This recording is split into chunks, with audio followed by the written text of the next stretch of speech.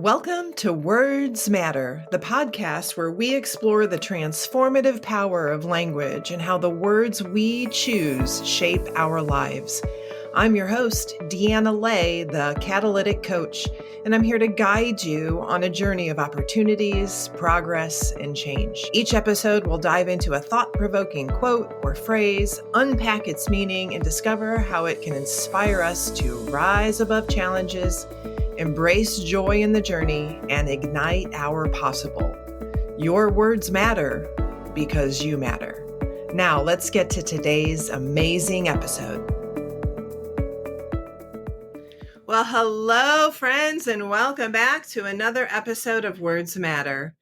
While this week's quote is often attributed to Anne Lamott, she wasn't the first, and definitely not the only one to say it. Versions of this quote have been echoed by the likes of Shonda Rhimes, Carol Burnett, Susan Newman, and others throughout the years. While the wording may vary, the meaning stays very much the same. 5 words, and they hold weight. No is a complete sentence. Woo-hoo-hoo, right? I'm sure you've heard it before. Maybe it's stuck. Maybe it's stung. Because while the sentence is short, the message isn't always easy to live out. Now, if you've been following this podcast over the last few months through the Confidence series, and more recently when we talked about what happens when you follow someone else's map, this might feel like the next right step. Because once you begin noticing the places where you've lost your footing or veered off your path, the natural question is, now what? How do you begin to take your power back? How do you start choosing differently and doing differently? Well, sometimes, friends, it begins with no. See, I grew up in a world where no always needed a reason, and a good one that made sense to the other person. I was taught directly and indirectly that being easy to be around mattered, that being helpful, agreeable, and available made me valuable, and that if I wanted to be liked, needed, or chosen, I had to say yes. So I said it, even when I didn't mean it. Yes to responsibilities that weren't mine. Yes to plans I didn't want to make. Yes to expectations I never agreed to. Yes to diets and business strategies and people-pleasing patterns that looked admirable, but left me depleted. After enough of those yeses, I started to feel it. Not all at once, but little by little. The exhaustion, the resentment, the ache of knowing I was drifting further and further away from what I actually needed.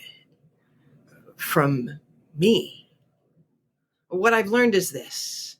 Every yes that isn't honest is a quiet no to yourself. And those quiet no's add up. You lose time, you lose trust in yourself, you lose the space you need to breathe and think and heal. And we often talk about burnout as a result of doing too much. But for me, the real burnout came from doing too much that didn't belong to me. So I began the slow and sometimes very difficult work of learning to say no. Not as a way to build walls, and for sure not to prove a point, but to begin rebuilding something I had lost, a deep connection to myself. And that wasn't easy. There was guilt, second guessing.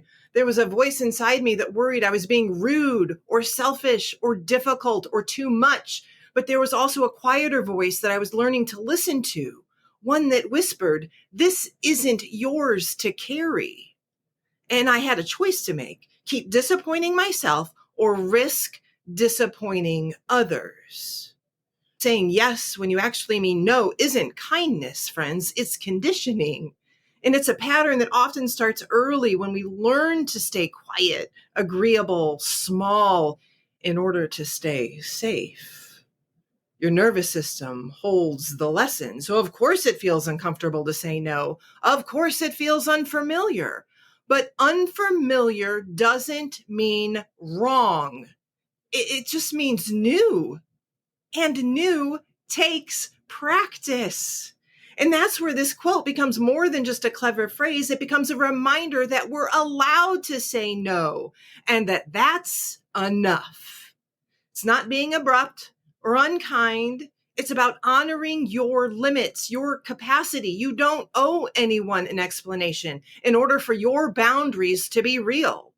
You can give context if you choose to, but you don't have to wrap your no in layers of guilt, apologies, or justifications, especially when that no is coming from a place of self-care. Care for your time, your health, your entire well-being. And what happens when you start doing that?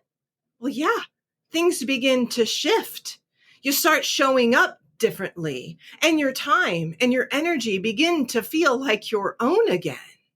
Your relationships reflect more truth and less obligation. And maybe most importantly, your yeses mean more because they're honest and chosen and grounded in you. So here's the reflection for this week, something to sit with. Where are you still saying yes out of habit? And what would it look like to pause just long enough to notice whether that yes is even yours to give?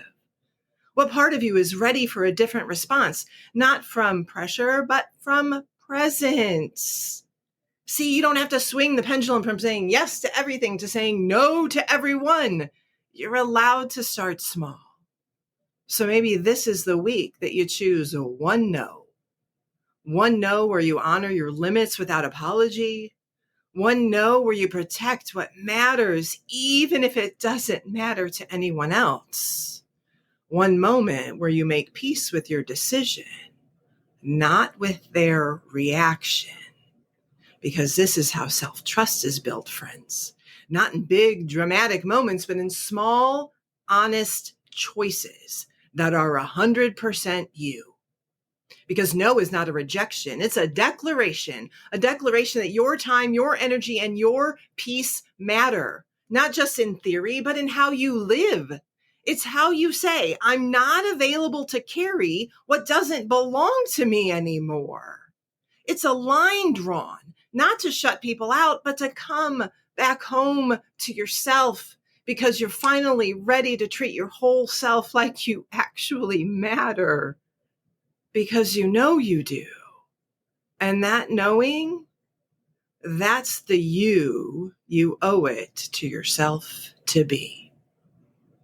Friends, the words we see and read, the words we hear and the words we say to ourselves and about ourselves, about what we're doing and how we're doing it, they all matter. Your words matter because you matter. Have a great day. Thank you for joining me on this episode of Words Matter. I hope today's message inspired you to embrace opportunities, make progress, and create meaningful change in your life. Remember, every word you speak, especially to yourself, has the power to shape your journey and ignite your possible. If you enjoyed this episode, don't forget to subscribe, leave a review, and please share it with someone who needs to hear this message today.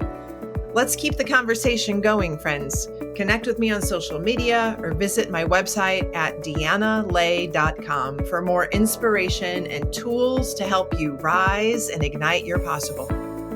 Until next time, remember, your words matter because you matter.